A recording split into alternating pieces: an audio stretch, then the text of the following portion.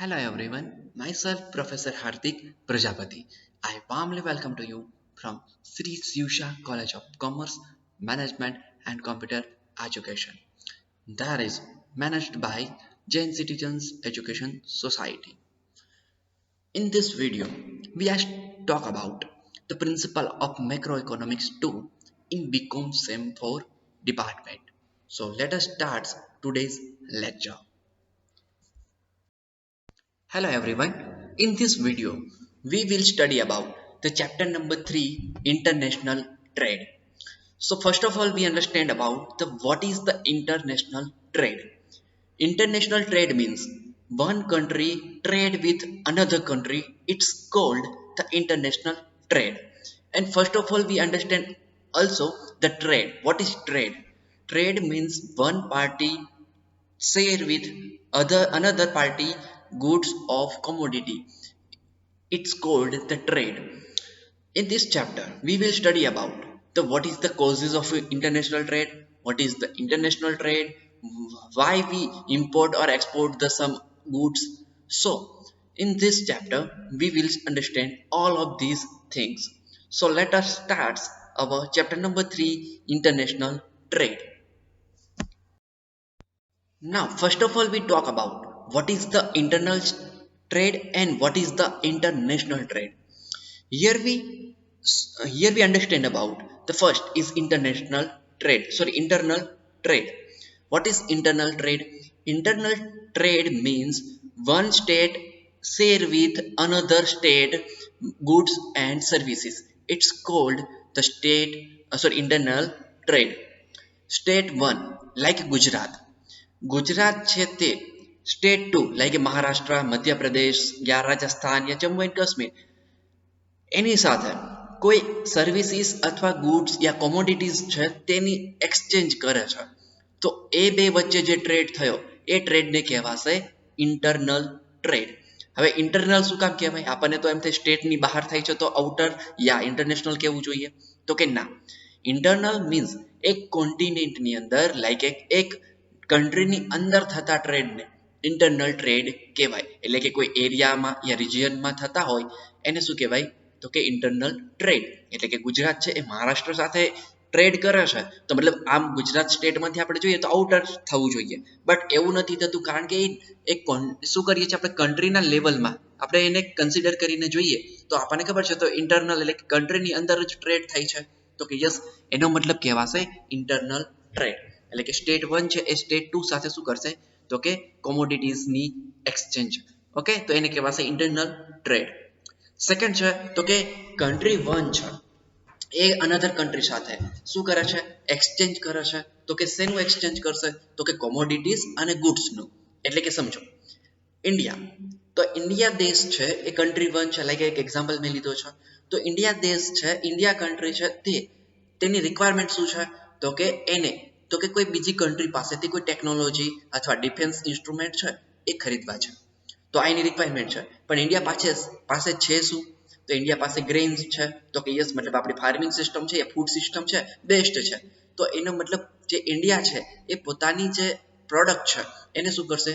બજારની અંદર સેલ કરશે, એટલે કે ઇન્ટરનેશનલ માર્કેટની અંદર. તો ઇન્ટરનેશનલ માર્કેટની અંદર લાઈક વાત કરીએ અહીંયા કન્ટ્રી નંબર 2 અમેરિકા.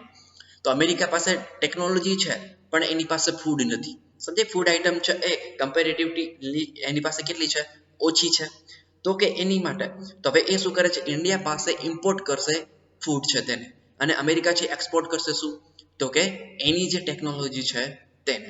એટલે કહેવાનો મતલબ છે આપણે અમેરિકાને છે એ શું કરીએ છીએ તો કે આપણે ગ્રેઇન્સ છે તેને આપણે શેર કરીએ છીએ અને એની જે ટેકનોલોજી છે યા કોઈ ઇન્સ્ટ્રુમેન્ટ છે ટેકનોલોજી ઇન્સ્ટ્રુમેન્ટ યા મોબાઈલ ફોન્સ છે તો એ બધું શું કરે છે? આપણે ઇમ્પોર્ટ કરીએ છીએ અમેરિકામાંથી.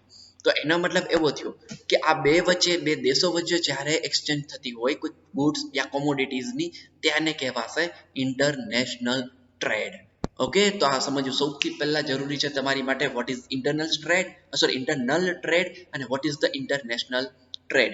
તો આ બંને વચ્ચેનો ડિફરન્સ ખ્યાલ આવશે તો સરસ રીતના તમને ખ્યાલ આવી જશે. ઓકે, તો આ ફંડામેન્ટલ ક્લિયર રાખજો અને હવે નેક્સ્ટ વાત કરીએ આપણે આગળ.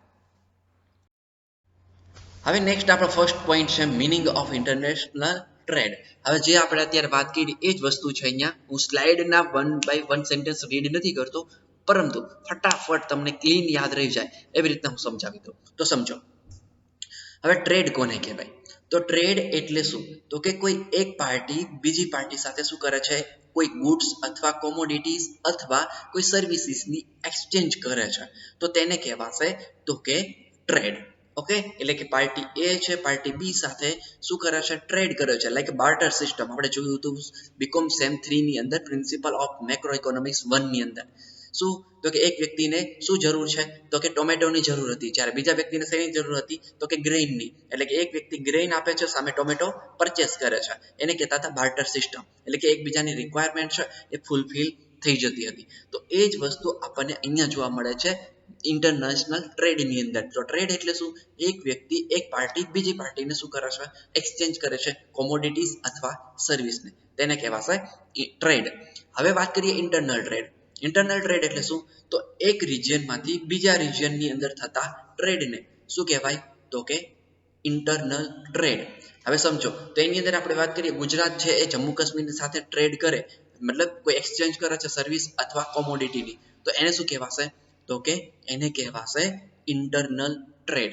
અથવા ઇન્ટરનલ ટ્રેડ ન કહેવું હોય તો એની માટે એક બીજો વર્ડ્સ પણ છે, ઇન્ટરનલ રિજનલ ટ્રેડ. એટલે કે ઇન્ટર રિજનલ ટ્રેડ, એક જ આંતરિક વેપાર પણ એને ગુજરાતીમાં કહી શકાય. સમજાય? એટલે કે એક એક રાજ્ય વચ્ચે થતા વેપારને તો કે યસ એને ઇન્ટરનલ ટ્રેડ પણ કહીશું. ઓકે, નેક્સ્ટ વાત કરીએ ઇન્ટરનેશનલ ટ્રેડ. હવે ઇન્ટરનેશનલ ટ્રેડ એટલે શું? કોઈ એક દેશની રિક્વાયરમેન્ટ બીજા દેશમાંથી ફૂલફિલ કરવામાં આવે છે, અથવા એક દેશ છે એ બીજા દેશ સાથે શું કરે છે? તો વેપારની આપ-લે કરે છે, અથવા કોઈ વસ્તુની એક્સચેન્જ થાય છે કોમોડિટીઝ અને સર્વિસીસની, તેને કહેવાશે તો કે ઇન્ટરનેશનલ ટ્રેડ. હવે અહીંયા આપણને એક એક્ઝામ્પલ આપ્યું છે, એ હું તમને સમજાવું છું. એટલે કે ઇન્ડિયા છે ને એ જાપાન સાથે વેપાર કરે તો એ ઇન્ટરનેશનલ ટ્રેડ કહેવાશે. અને ઇન્ડિયા છે એ બ્રાઝિલ સાથે વેપાર કરે, બ્રાઝિલની અંદર રબર અને કપાસ બહુ થાય છે, મતલબ કોટન. તો શું છે? તો રબર અને કોટન આપણે ત્યાંથી ઇમ્પોર્ટ કરીએ છીએ અને આપણે અહીંથી ગ્રેઇન છે એ એક્સપોર્ટ કરીશું. તો આ જે વેપાર થયો, આ જે ટ્રેડ થઈ છે, એને કહેવાશે ઇન્ટરનેશનલ ટ્રેડ. ઓકે, તો આ વસ્તુ પણ આપણે જાણવી જરૂરી છે. તો કે યસ, અને આના કારણે જ એ આપણને બધું જ ખ્યાલ આવશે આગળ. એટલે કે meaning of international trade. Okay, હવે સેકન્ડ પોઈન્ટ છે, આપણો ટોપિક છે કોઝિસ ઓફ ઇન્ટરનેશનલ ટ્રેડ. હવે ઇન્ટરનેશનલ ટ્રેડ કરવાની જરૂરિયાત કેમ ઊભી થઈ? તો પહેલી વસ્તુ આ સમજવી જરૂરી છે. તો કે યસ, હવે ઇન્ટરનેશનલ ટ્રેડ છે એ કરવાની વાત કરીએ તો તમને ખ્યાલ છે, આપણે હિસ્ટ્રીમાં જઈએ થોડા, હિસ્ટ્રીની અંદર પણ ખ્યાલ હશે કે જ્યારે રાજા મહારાજાઓ એમ્પરર હતા ઇન્ડિયાની અંદર, તો એ એમ્પરર પણ રોમ છે, ચાઇના છે યા યુરોપ છે તેની સાથે વેપાર કરતા હતા. તો કે યસ, મતલબ આપણને ખ્યાલ છે આ વસ્તુ. તો એનો મતલબ એવો થયો કે આ ત્યારથી લઈને અત્યાર સુધી ચાલ્યું આવે છે. ત્યારે એટલા કોઈ ઇન્સ્ટ્રુમેન્ટ નહોતા, કોઈ એવી ટેકનોલોજી નથી, છતાં પણ છે એ ત્યારે ઇન્ટરનેશનલ ટ્રેડ થતો હતો. તો કે યસ, તો એ જ વસ્તુ હવે અહીંયા જોવાની છે કે ઇન્ટરનેશનલ ટ્રેડ થાય છે શું કામ? Why is international trade is required for any country? તો આ એક આપણે માટે જાણવું જરૂરી છે. તો એના આન્સર આપણને અહીંયા મળવાના છે, એટલે કે આ ટોપિકની અંદર. તો આપણે સૌથી પહેલી વાત કરીએ કે હું તમને અહીંયા 1 by 1 સેન્ટેન્સ નથી એક્સપ્લેન કરતો.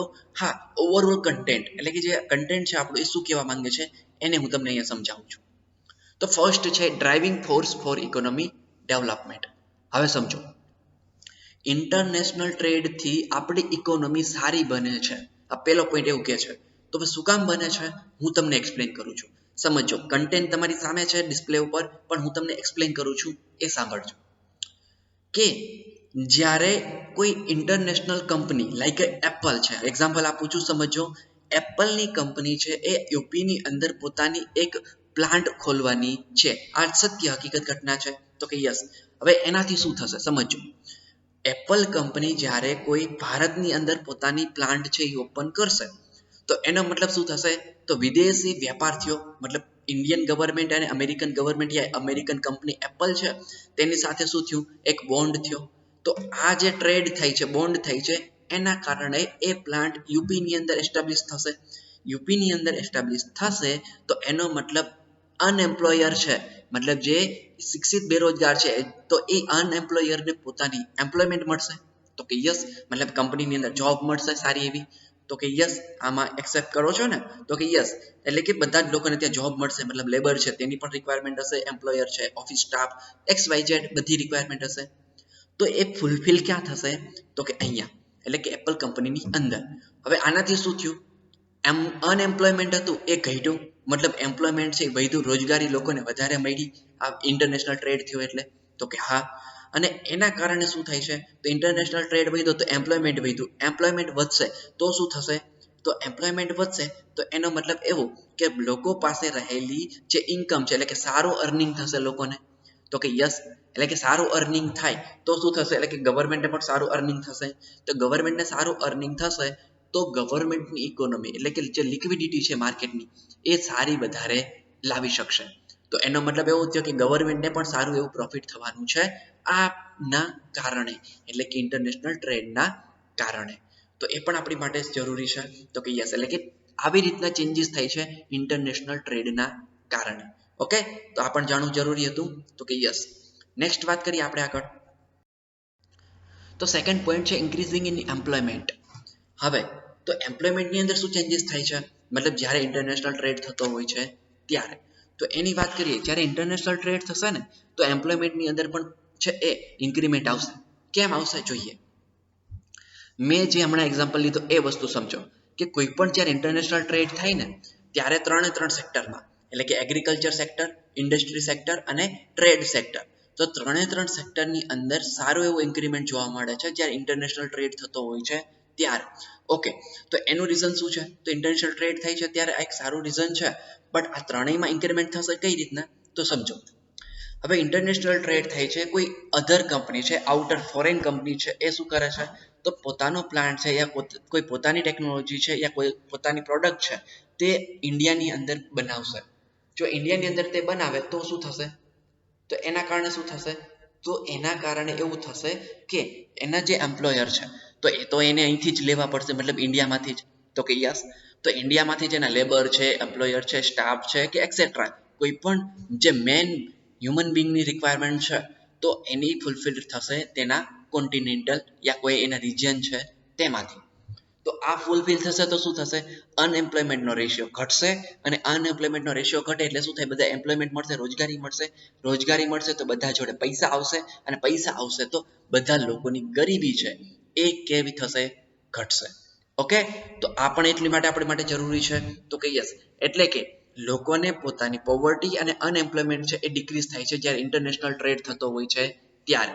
એક આ રીઝન છે, એટલે સોરી એક આ રીઝન છે, એના કારણે આપણે ઇન્ટરનેશનલ ટ્રેડ કરતી હોય છે ગવર્મેન્ટ. ઓકે, તો એ પણ જાણવું જરૂરી છે. તો કે યસ, અને એના કારણે શું થાય છે? બજારની અંદર છે એ સારું એવું ડેવલપમેન્ટ જોવા મળે છે આ ઇન્ક્રીઝિંગ ઇન એમ્પ્લોયમેન્ટના કારણે, એટલે કે ઇન્ટરનેશનલ ટ્રેડથી આ એક ચેન્જીસ આપણને જોવા મળે છે. ઓકે, નેક્સ્ટ વાત કરીએ, new product can be available in the country. હવે સમજો, જ્યારે ઇન્ટરનેશનલ ટ્રેડ ચાલતો હોય ને તો માર્કેટની અંદર નવી પ્રોડક્ટ આપણને જોવા મળે છે. કેમ? તો સમજો, એપલ અત્યારે આપણી માર્કેટમાં છે નહીં, એટલે કે માર્કેટમાં આપણે બનાવતા નથી, આપણે ખરીદીએ છીએ. તો એપલ મોબાઈલ છે એની વાત કરીએ તો હવે એ શું થશે? બજારની અંદર તો એ જ મોબાઈલ હવે ઇન્ડિયામાં બનવા લાગશે તો આપણને સસ્તી પ્રાઇસની અંદર, લો કોસ્ટની અંદર આપણને મળશે.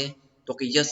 આ બીજી વાત કરીએ કે કોઈ સમજો કે કોઈ આપણે વાત કરીએ છીએ કોઈ એવી ફૂડ આઇટમ યા કોઈ એવા ઇન્સ્ટ્રુમેન્ટ યા એવા કોઈ મટીરિયલ યા કોઈ કોમોડિટી જે ભારત પાસે નથી, તો શું થશે?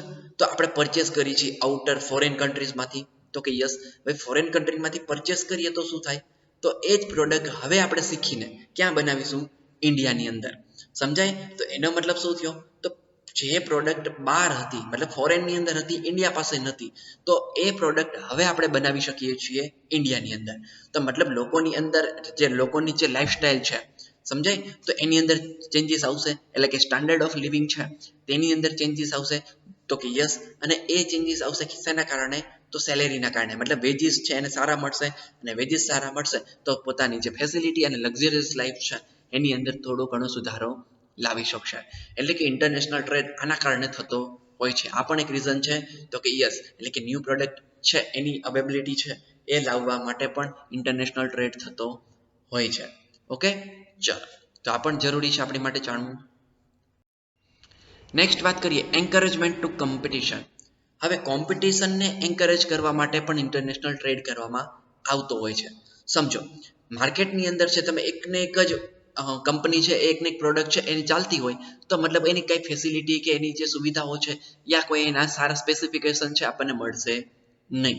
મતલબ એક હતું શાસન થઈ જશે કંપનીનું. તો કે યસ, તો એવું ન થાય એટલે માર્કેટની અંદર કોમ્પિટિશન વધે એની માટે શું થાય છે તો કે આ છે એ ઇન્ટરનેશનલ ટ્રેડ કરવામાં આવતો હોય છે. એટલે કે બહારથી પ્રોડક્ટ અહીંયા લાવવામાં આવે તો કે હા, અને એના કમ્પેરિઝનમાં ઇન્ડિયાની પ્રોડક્ટ છે એની બંનેની કમ્પેરિઝન થાય તો કે યસ, અને એના કારણે જે કંપની છે યા ટ્રેડર છે યા મેન્યુફેક્ચરર છે તે શું કરશે તો લો કોસ્ટની અંદર સારી પ્રોડક્ટિવિટી આપવાની ટ્રાય કરશે તો કે યસ, અને એના કારણે છે એ હવે શું થાય છે તો કે આ વસ્તુ છે એ પ્રોવાઈડ કરવામાં આવતી હોય છે.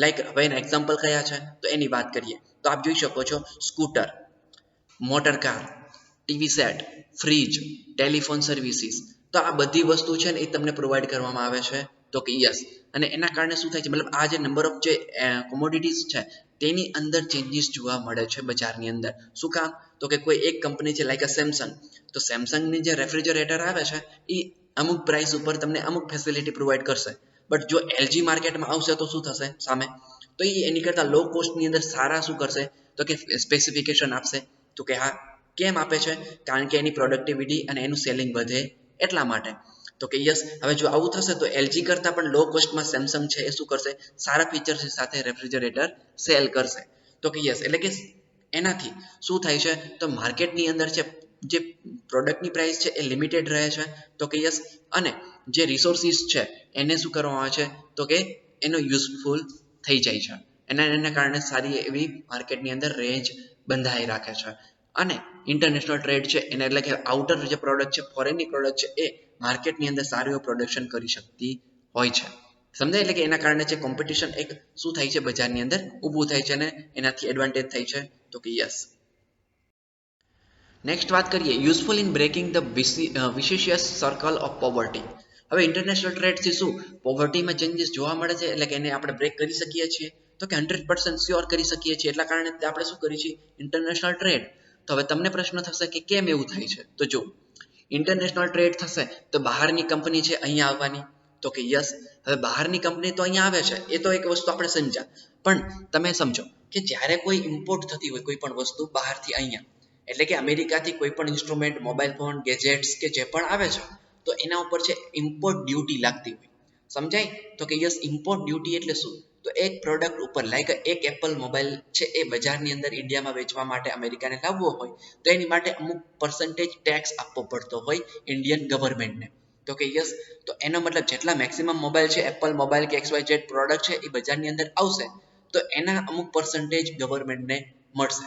તો એનો મતલબ શું થયો તો ગવર્મેન્ટ છે એ પોતે જે આટલી ઇન્કમ આવે છે એ પ્રોફિટ થવાનું, એ પ્રોફિટનો એ શું કરશે તો કે જે પોવર્ટી છે એને મિનિમમ કરવા માટે યુઝ કરશે. તો એના મતલબ એવો થયો કે સારી સારી સ્કીમો લાવશે માર્કેટની અંદર ગવર્મેન્ટ અને જે પોવર્ટી છે એને બ્રેક કરવાની ટ્રાય કરશે. તો આ પણ એક આપણને પોસિબિલિટી જોવા મળે છે જ્યારે ઇન્ટરનેશનલ ટ્રેડ થતો હોય છે ત્યારે. ઓકે, તો આપણો વિડીયો લેક્ચર અહીંયા રાખીએ છીએ. ફરીવાર મળીશું નવા લેક્ચરની સાથે. Thank you very much.